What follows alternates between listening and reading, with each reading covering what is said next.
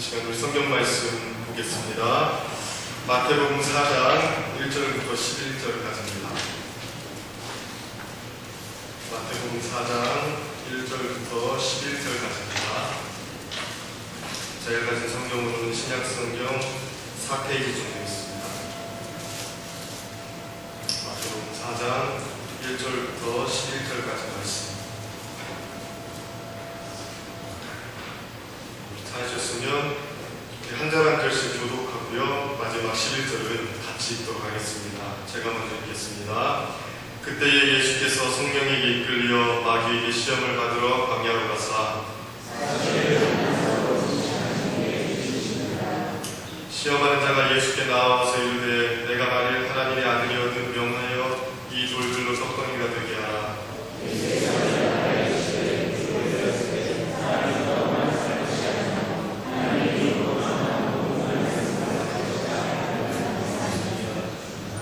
이에 마귀가 예수를 거룩한 성으로 데려다가 성전 꼭대기에 세우고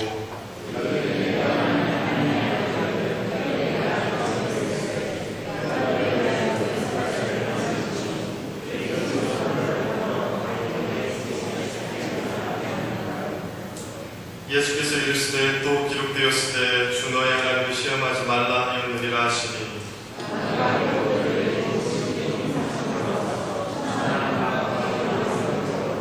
이르되 만일 내게 엎드려 경배하면 이 모든 것을 내게 주리라.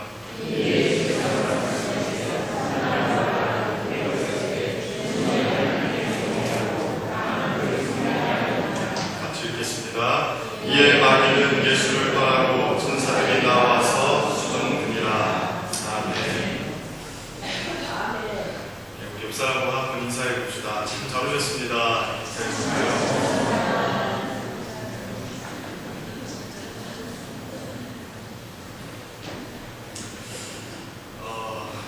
인간의 글의 대상으로 제가 설교한 지가 얼마만인지 모르겠습니다.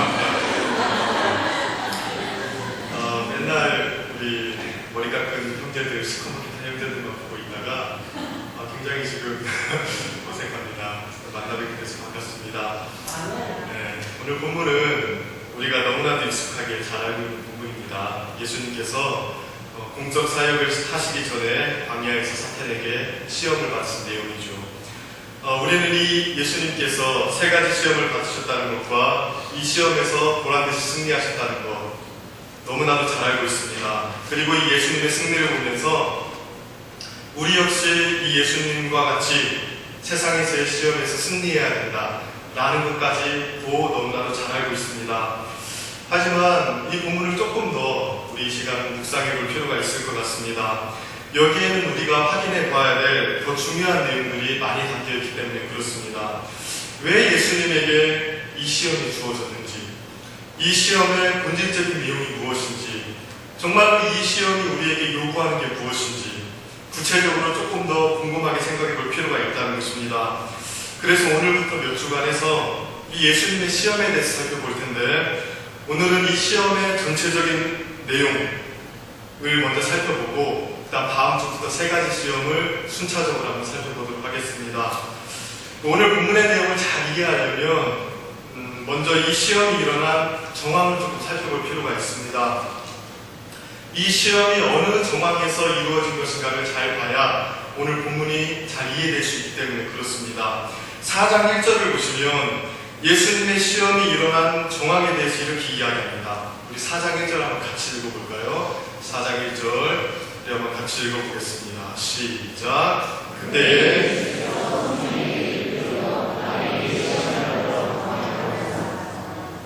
자, 이게 예수님께서 시험을 받으신 배경입니다.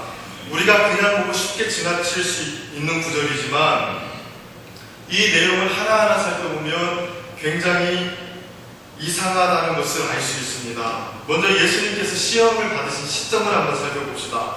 언제 예수님이 시험을 받으셨다고 이야기합니까? 그때에. 여기서 말하는 그때가 언제입니까? 예수님께서 시험을 받으시는 그때에 어떤 일이 있었습니까? 맞습니다. 오늘 본문 바로 직전에 어떤 일이 있었는지 한번 봅시다. 예수님께서 세례 요한에게 세례를 받으십니다. 그런데 예수님께서 세례를 받으실 때 기이한 현상이 일어나죠. 하늘이 열리고 성령이 비둘기처럼 내려오셨죠. 그리고 그 갈라진 하늘 사이로 이는 내 사랑하는 아들이요 내 기뻐하는 자라, 이런 말씀이 들렸습니다. 이게 예수님께서 세상에 공식적으로 첫 번째 등장하셨을 때에 예수님에게 일어난 일입니다. 여러분들은 이 등장에 대해서 어떻게 생각하십니까? 처음 보는 사람인데 하늘이 열리고 성령이 비둘기처럼 내려오고 그 안으로부터 하나님의 음성이 들렸습니다. 쉽게 말하면 오늘 저 처음 보지 않았습니까? 제가 딱 강단에 딱 등장을 했는데 하늘이 열리고 성령께서 비둘기처럼 내려오시고 이는 내 사랑하는 자여 내가 기뻐하는 자라, 이런 말씀이 들렸다면 여러분들은 저를 어떻게 생각하시겠습니까? 이 장난 아니겠다. 이건 장난 아니다. 이런 생각 들지 않겠습니까? 꽤 화려한 등장입니다. 여러분 성경을 한번 보십시오. 구약의 어떤 왕들도 어떤 선지자도 어떤 주의종도 이런 식으로 등장한 적이 없습니다. 예수님의 등장은 굉장히 화려한 등장입니다. 그럼 생각해 봅시다. 예수님의 이 화려한 첫 등장을 본 사람들이 예수님에 대해서 어떤 느낌을 가졌을까요? 만약 우리가 그 자리에서 예수님을 처음 봤다면 여러분들 어떤 느낌을 가졌겠습니까? 엄청난 기대감을 가졌겠죠. 굉장하다. 성령께서 임하시는 게 눈으로 보이고 하늘에서 그 어떤 선지자들도 들어보지 못한 말, 내 사랑하는 아들이라는 말이 들렸으니 이분 보통이 아니다. 앞으로 이분이 해야 될 일이 너무나도 기대된다. 이런 느낌을 가지지 않았겠습니까? 그런데 바로 그때 예수님께서 하나님의 아들이라는 하나님의 직접적인 음성과 함께 화려하게 등장하신 그때에 사람들의 기대를 한 몸에 받기 시작했던 바로 그때에 어떤 일이 일어납니까? 아무도 없는 고독한 광야로 들어가셨다는 것입니다.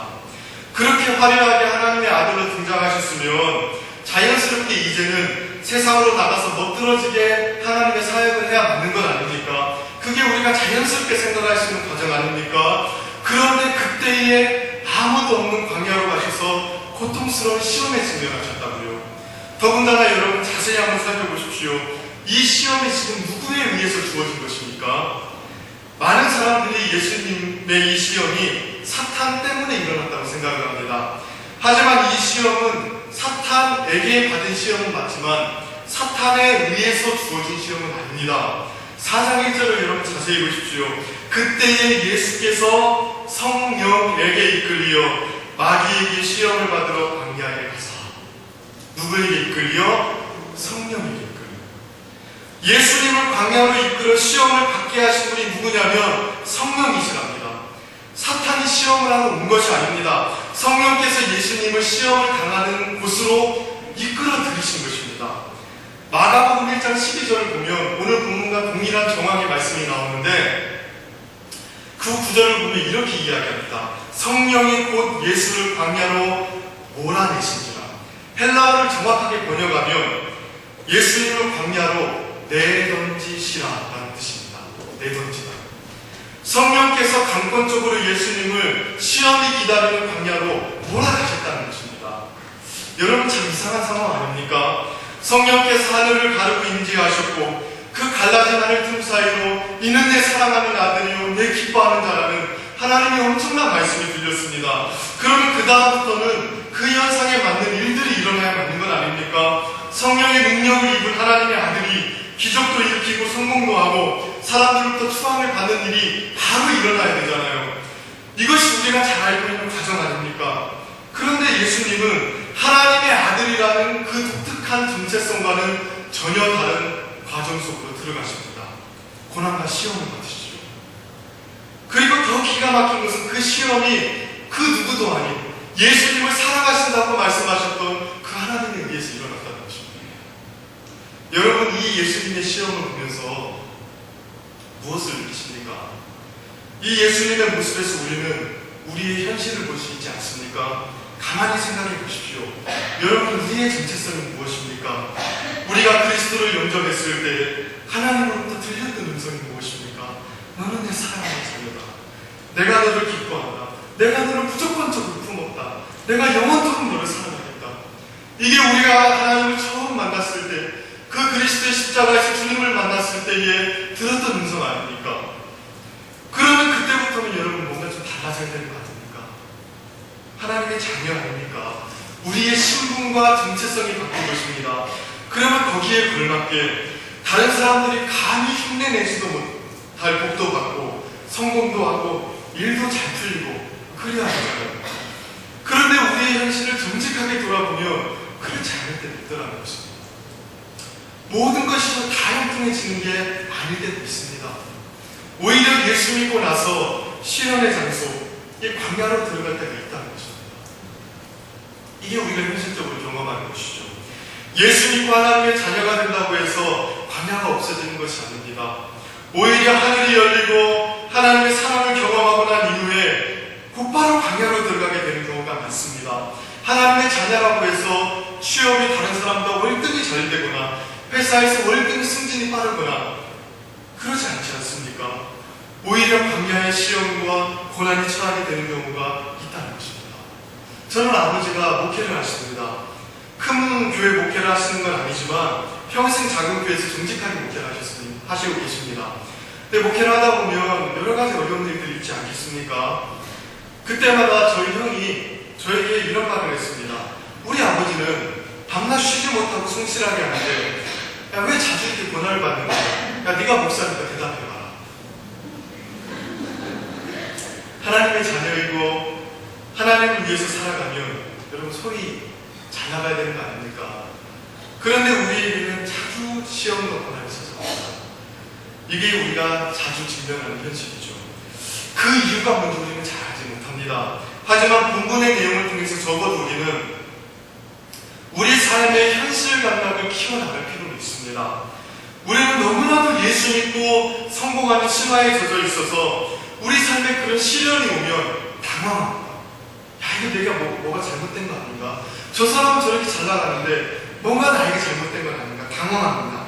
하지만 여러분, 우리의 평범한 삶의 현실은 그렇지도 않을 뿐더러 성경도 그렇게 가르치지 않습니다. 성경에 살아가는 백성들의 삶을 보십시오. 여러분, 대표적으로 아브라함을 한번 생각해 보시길 바랍니다. 복의 근원이 되게 해주겠다는 하나님의 약속을 받았습니다. 그 약속을 따라서 아버지의 집을 떠나서 낯선 땅으로 들어갑니다. 즉각적으로 순종합니다. 그런데 여러분, 그 이후부터 닥친 상황들이 어떤 것이었습니까? 그의 아들 이삭이 태어나기까지 25년 동안을 기다림과 인내와 고난의 삶을 살아갑니다. 아브라함의 별명이 뭐였습니까? 히브리인이었습니다. 히브리하고 하비루라는 말에서 나온 말인데 나그네라는 뜻입니다. 평생 그 땅에서 살았지만 아브라함은 그 지역 사람들에게 죽을 때까지 나그네였습니다. 땅 한 평 소유하지 못한 채 무덤 하나 소유하고 죽었습니다. 여러분, 다윗은 어떻습니까? 어느 날 선지자 사무엘이 딱 오더니 평범하게 살던 그에게 찾아와서 하나님이 너를 이스라엘의 왕으로 삼았다 하면서 기름을 확 붓습니다. 그럼 그때부터는 뭔가 탄탄대로가 열려야 되는 거잖아요. 그 이후로부터 20년 동안 사울에게 쫓기며 도망자 신세로 삽니다. 왕이 된 이후부터도 전쟁과 배신과 내란이 계속 있었습니다. 하나님의 자녀라도 고난이 오는 것이 아닙니다. 하나님께서 우리 마음에 너는 내 사랑하는 아들이고 내가 너를 기뻐한다고 달콤하게 말씀하시고 나서도 우리에게 때로는 특별한 시련과 고난이 찾아올 수도 있다는 것입니다. 물론 예수 믿어서 성공하는 경우도 있고요, 기적적인 형통을 경험하는 경우도 있습니다. 여러분, 그런 경우가 나쁘다고 이야기하는 것이 절대 아닙니다. 주님은 얼마든지 그렇게 우리에게 복을 줄 수 있는 분이십니다. 그런데 우리가 조금 더 현실 감각을 가지고 우리 앞에 있는 다양한 시험과 고난에 대처하며 이겨낼 필요가 있다는 것입니다. 어떻게 나한테 이런 일이 있을 수 있지? 난 하나님 잘 믿는데, 교회도 매주 잘 나왔는데, 오후 예배까지 이렇게 나왔는데, 셀 봉사도 굉장히 잘하는데 어떻게 나한테 이런 일이 있을 수 있지? 하나님 계신 거 맞나? 이렇게 생각할 필요가 없다는 것입니다. 예수님도 광야로 가지 않습니까? 오히려 광야를 받아들이고 예수님처럼 성령에 이끌려 나아가는 것이 필요하다는 것입니다.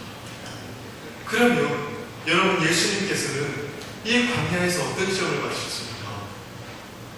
오늘은 일단 전체적으로 한번 생각해 보겠습니다. 하나님께서 예수님에게 허락하신 이 시험의 내용이 무엇입니까? 우리가 잘 알고 있듯이 시험은 세 종류의 시험입니다. 그런데 이 시험의 본질적으로 한 가지입니다. 바로 하나님의 아들의 정체성을 시험하는 것이었습니다. 예수님께서 세례를 받으실 때 하늘에서 들려든 음성이 무엇입니까? 이는 내 사랑하는 아들이요 내 기뻐하는 자다. 이것이 하나님 말씀에 의해서 확정된 예수님의 정체성입니다. 예수님은 하나님의 사랑하는 아들로서 하나님의 기뻐하는 자로서의 정체성을 딱 가지고 세상에 등장하신 것이죠. 그런데 그 정체성을 확인하자마자 그 정체성을 의심할 만한 시험이 찾아왔다는 것입니다. 그 상황에서 사탄이 예수님을 어떻게 시험합니까? 3절을 보면 이렇게 이야기합니다. 3절을 한번 읽어보겠습니다. 3절 우리 한번 같이 한번 읽어보겠습니다. 시작.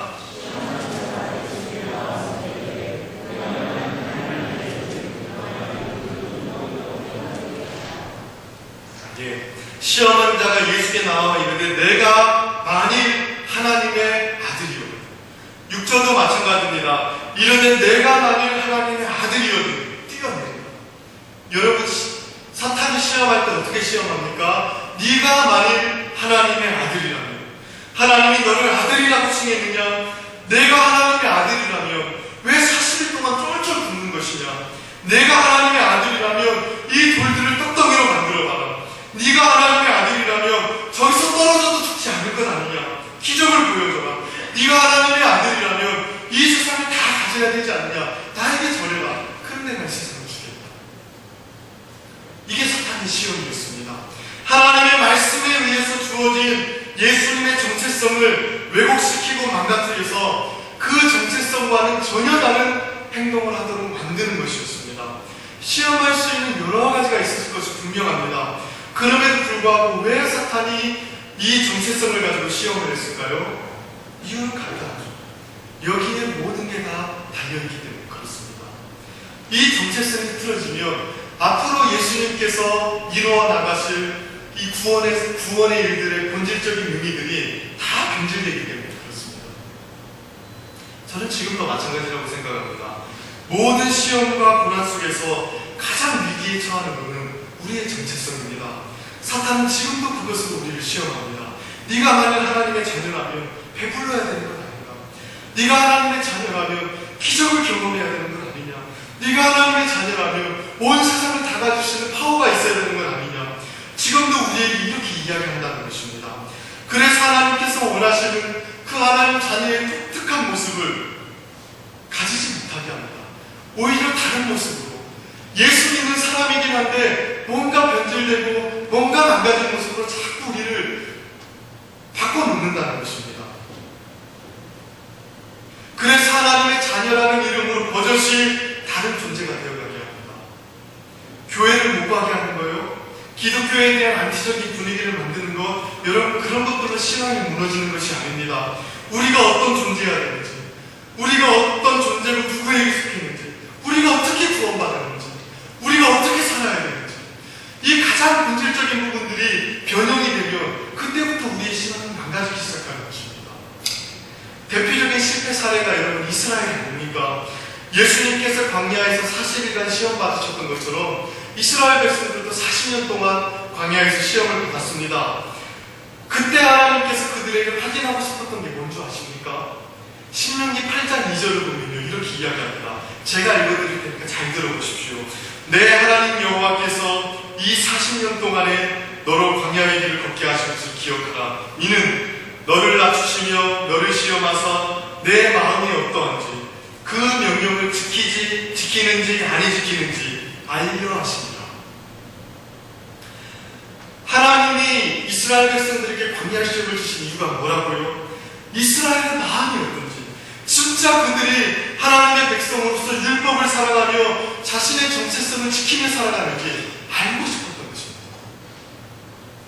애국에서 450년간 체질화되었던 이방 습관을 버리고 진짜 하나님의 백성, 그 존재 자체로 진짜 독특한 하나님의 백성이 되기를 원하셨던 거예요. 아무리 전쟁에서 승리해서 가나안 땅에 들어가도, 아무리 적과 꿀이 흐르는 땅에서 물질적인 복을 받아도 이 하나님의 백성으로서의 정체성이 확실하지 않으면 다 연결되시기 때문에 그렇습니다. 여러분 결국 어떻게 되었습니까? 이스라엘 백성들 가나안 땅에 들어갔습니다. 적과 꿀이 흐르는 땅에서 복도 받았습니다. 그런데 거기서 이방 백성처럼 살지 않았습니까? 내가 하나님의 자녀라는 그 정체성을 지키지 많은 것이 주어져도 왜곡된 삶을 살아갈 수밖에 없습니다. 17세기에서 18세기 서부에서는 한참 그 당시 노예무역이 진행되고 있었습니다. 아프리카 흑인들을 잡아다가 유럽에 팔았고요. 그들의 땅을 식민지화하는 일들이 있었죠. 그런데 그 서부 열강의 노예무역이 아프리카 한 부족에 의해서 저지당한 적이 한 번 있었습니다. 바로 탄자니아와 케냐 국경 근처에 사는 마사이족에 의해서 저지를 당했기 때문입니다. 근데 이 마사이족이 최신식 무기를 가지고 정복을 하는 이 서부 열강들을 막을 수 있었던 이유가 뭔지 아십니까? 이 마사이족에게는 독특한 전통이 하나 있었습니다. 성인식을 마친 10대 소년들에게 마사이 봉이라는 이 길다란 봉을 하나 줍니다. 그리고 그 소년들을 들판에 껌껌한 밤이 되면 들판에 내보냅니다. 그러면 그들은 그 봉을 가지고 밤새도록 사자와 싸워서 그 봉 하나를 가지고 사자를 잡아와야 된답니다. 그렇게 사자 한 마리를 잡아와야 마사이족의 전사를 인정을 해야 된답니다. 그러니까 이 사람들은요, 자신들이 사자를 잡는 엄청나게 강한 마사이족의 전사라는 정체성이 가슴 깊은 곳에 확고하게 있는 것이죠. 그런 정체성이 있으니까 서부 열강이 최신식 무기를 가지고 밀고 들어와도 물러서지 않았던 겁니다. 자신이 어떤 존재라는 것은 정말로 무서운 일을 바랍니다. 우리가 이 시대에 무엇보다도 생명을 걸고 지켜야 되는 것은 하나님 말씀에 의해서 확정된 하나님 백성으로서의 정체성입니다. 우리가 어떤 존재인지, 주님이 우리를 어떻게 사랑하셔서 우리가 하나님 백성이 되었는지, 그 사랑으로 변화된 우리가 과연 어떻게 살아야 하는 것인지, 이거 하나만은 놓치면 안 됩니다. 시험과 고난이 오면 다른 것이 아니라 이전이 자꾸 흔들립니다. 시험 속에서 다른 게 아니라 이거 하나 잃어버리면 신앙 이거 뭐고 다 팽개치게 되는 거 아닙니까? 시험 속에서 다른 건 다 잃어버려요. 내가 하나님 백성이야. 하나님이 나를 사랑한다는 그 사실, 그거 하나는 놓치면 안 됩니다. 내 눈앞에 펼쳐진 상황이 광야일지라도 하늘에서 들렸던 그 하나님의 음성을 붙잡아야 됩니다. 보이는 것이 아니라 들리는 것을 믿는 것이 믿음 아닙니까? 우리 앞에 많은 광야가 있을 것입니다. 또 우리 삶 속에 많은 어려움들이 있을 수 있습니다. 그럼에도 불구하고 주님께서 우리에게 말씀하셨던 너는 내 사랑하는 아들이다. 내가 너를 기뻐한다. 내가 너를 무조건적으로 용납하고 영원토록 책임지겠다는 이 하나님의 말씀을 가슴 깊이 붙잡고 이 말씀으로 우리의 정체성이 흔들리지 않았으면 좋겠습니다. 그리하여 우리 앞에 놓인 그 방향들을 잘 헤쳐나가는 우리 성도님들이 되기를 주님의 이름으로 축복합니다. 우리 같이 기도하도록 하겠습니다. 우리 이 시간 한번 같이 기도했으면 좋겠는데요. 우리 앞에 많은 어려움들이 있을 수 있고 또 이해하기 어려운 하나님의 고난이 있을 수도 있습니다. 그럼에도 불구하고 우리를 사랑한다고 말씀하신 하나님의 음성을 우리가 굳건히 붙잡았으면 좋겠습니다. 하나님, 보이는 상황 때문에 낙심하고 또 우리 앞에 놓인 삶의 현실이 방향 앞에서 절망하는 것이 아니라 하나님 우리에게 말씀하셨던 그 사랑의 음성, 하나님 우리에게 약속하셨던 그 약속 굳건히 붙잡고 흔들리지 않게 해주십시오. 그리고 예수님께서 걸어가셨던 그 광야의 승리가 우리에게도 있을 수 있도록 하나님 도와주십시오. 우리 이 기도 제목 놓고 우리 한번 같이 기도하도록 하겠습니다. 사랑의